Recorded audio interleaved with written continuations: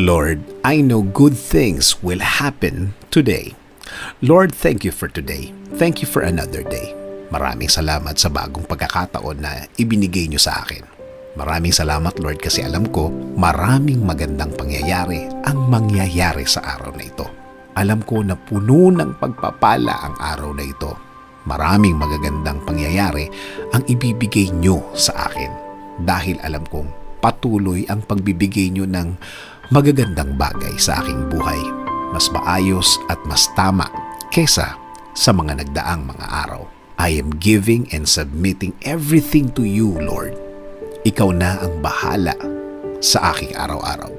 Patuloy mo akong i-lead sa aking buhay. Patuloy mo akong bigyan ng guidance. Alam kong patuloy mong ilalagay ang mga bagong opportunity sa aking buhay, Lord. Sa iyo ko palagi titingin, sa iyo palagi ako magfo-focus at hindi sa mga mahihirap na nararanasan ko at hindi sa mga sitwasyon na nasa harap ko.